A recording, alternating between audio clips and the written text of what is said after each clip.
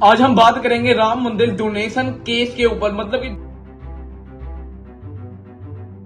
कि दो भी लोग राम मंदिर के अंदर डोनेशन दे रहे हैं, वो सारी की सारी 2021 से लेके अभी तक सब चोरी हो चुकी है।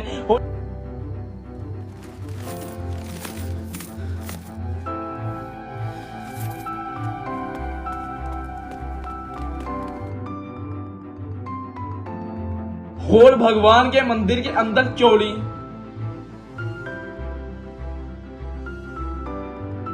ये सुनकर आपको भी यकीन ना हो, पर ये इस बात सच है।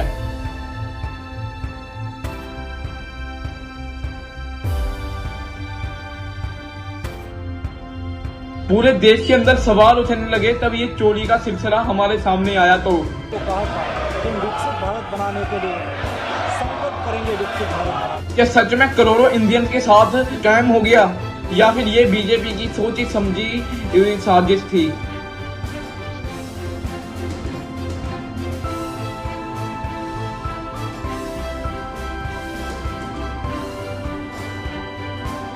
या फिर ये कुछ कर्मचारियों की हरकत थी जिसे हमारा सिस्टम नहीं देख पाया?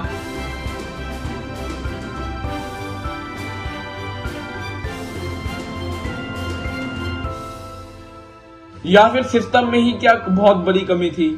आज इस वीडियो के अंदर हम सिर्फ आपको सच बताएंगे, ना प्रोपेगेंडा हो, ना किसी पार्टी को गलत साबित करना मुझे, और ना किसी भी आरोप लगाएंगे बिना सबूत के। अब मैं आपको ये पूरा मामला बताता हूँ कि आखिरकार ये पूरा का पूरा मामला है क्या। सोना चांदी और राखों से राख 2 लाख करोड़ों के अंदर लोग इधर डोनेशन देते हैं राम मंदिर के अंदर, और इन्हें रिकॉर्ड करने की एक अलग, और अयोध्या के अंदर अलग तरीके से इन सब सोना पैसा हो चांदी जो भी डोनेशन में आ रहा है उसे अलग कर दिया जाता है पहले ही। अब आप ये चीज समझो, तब सोना अलग हो रहा होता है पैसों में से, तो सोने को एक अलग जगह लगते हैं, चांदी को एक अलग जगह लगते हैं, पैसे को एक अलग जगह लगते हैं, सिक्कों को एक अलग जगह लगते हैं, क्योंकि वो अच्छे से गिन पाए। उसके अंदर से जितने भी कर्मचारी थे उन्होंने अपने अंदर ही बातचीत करके, और किसी के फार्म हाउस, किसी के घर जिसकी सैलरी 15 से 20 हजार रुपए है, उसके करोड़ों रुपए के फार्म हाउस बन रहे थे वही पैसों से जो पैसा हम डोनेट करते थे राम मंदिर के अंदर।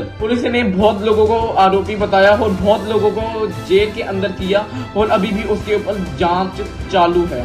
जांच एजेंसियों के अनुसार ये गड़बड़ी सिर्फ एक दिन की नहीं, ये बहुत सालों की इनकी प्लानिंग थी, और ये बहुत ज्यादा प्लानिंग थे, और बहुत ज्यादा पावरफुल तरीके से ये लोग चोरी कर रहे थे। और ये 2-3 महीने पहले ही लोगों को शक हो गया था कर्मचारियों को जो इस स्कैम के अंदर, और ये एक दिन की नहीं, ये बहुत बार चोरी हो गई है। जहाँ तक मुझे लगता है तब से ये राम मंदिर बना है, तब से ही ये चोरी चल रही है, ये आज आके हमारे सामने एक्सपोज हुई है। और अभी भी कुछ ऐसे फैक्ट हैं जो लोगों को चिंता में पड़ रहे हैं कि अगर ये राम मंदिर के अंदर चोरी चल रही है तो लोगों को पता कैसे नहीं लगा, क्योंकि इतनी बड़ी चोरी 200 करोड़ से ले 200 करोड़ रुपए हलवा नहीं होते दोस्तों, और ये 200 करोड़ तो बताए जा रहे हैं। उन्होंने हमारी इंडिया की रिपोर्ट ने सीधा बताया कि ये 200 करोड़ से लेके 700 करोड़ के बीच के अंदर रकम है।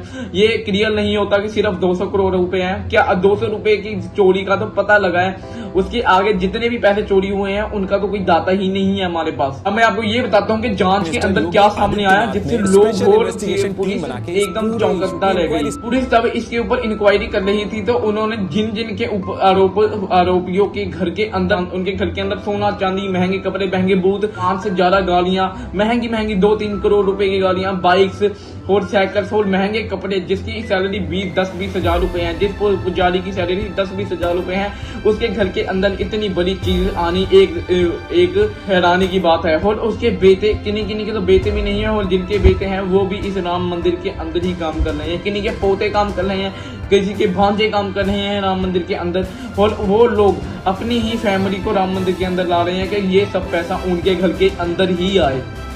और ऐसे हमें बहुत ज्यादा नाम देखने को मिले हैं, और कुछ अनुमान मिलने की जानकारी हमारे सामने आती है। और जांच के अंदर ये भी देखा जा रहा है कि राम मंदिर के अंदर कौन सी जगह धीरी पड़ गई जहां से ये लोग पैसे उठाते रहे और खाते गए, अपने घरों के अंदर पाते गए, क्योंकि ये लोग 1-2-3-5 लाख रुपए अपने एक दिन के अंदर अपने घर के अंदर लेके जा रहे थे।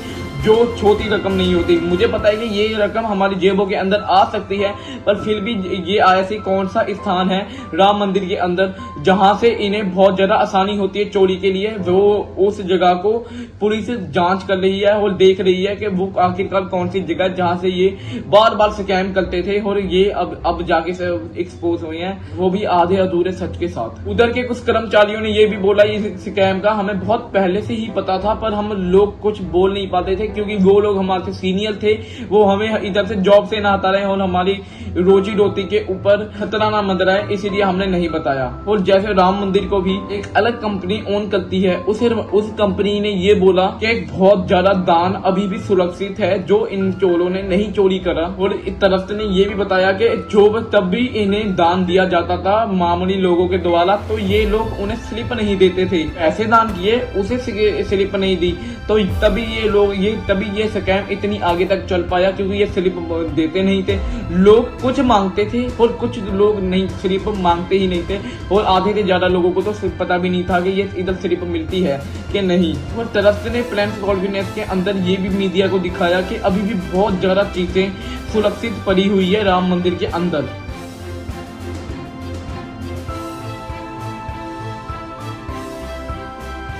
और यही राम मंदिर के पुजारी और लोग कहते हैं कि जब तक ये चीजों का पूरी तरीके से आप लोग जांच ना कर लो तब तक हम लोगों को जेल के अंदर ना पाओ। पर फिर भी पुलिस ने एक अच्छा काम करा, इन्हें जेल के अंदर पा दिया है। और इतना बड़ा सब चोरी का मामला सबके सामने आता है तो पॉलिटिक्स के अंदर क्या हुआ आप ये अब जानिए। राजनीति एकदम तेज हो गई और आरएसएस ने कहा कि लोगों का भरोसा बनाते हुए लोगों राम मंदिर की तरफ से वो अच्छे से इंक्वायरी करवानी चाहिए और जिनकी गलती है उन्हें जेल के अंदर करवाना चाहिए और अच्छे से इन चीजों का पता लगना चाहिए कि आखिरकार ये चीज शुरू कब से हुई। मतलब कि सबका ओपिनियन आ गया है, पर अभी तक इंडियन मीडिया का अच्छे तरीके से मुझे ओपिनियन नहीं मिला दोस्तों। पर अभी भी जांच और अदालत ही बताएगी कौन चोर था कौन नहीं। बस आपको ये देखना है कि वो बीजेपी के मेंबर्स ना हो जिन्होंने चोरी करी है, क्योंकि वो एक दूसरे दिन ही जेल के बाहर आ जाएंगे अगर वो चोर भी होंगे तो। और इस पूरे मामले ने एक बड़ा सवाल खड़ा कर दिया है। तो धार्मिक जगहों पे चोरी हो सकती है तो इंसान का घर तो बहुत दूर की बात है। आखिरकार जो भी आपके सामने आएगा और जो भी न्यूज और जो भी डाटा मेरे करने आएगा, मैं एक और वीडियो बनाऊंगा इसके ऊपर अगर मुझे बुलाने की कोशिश लगी तो।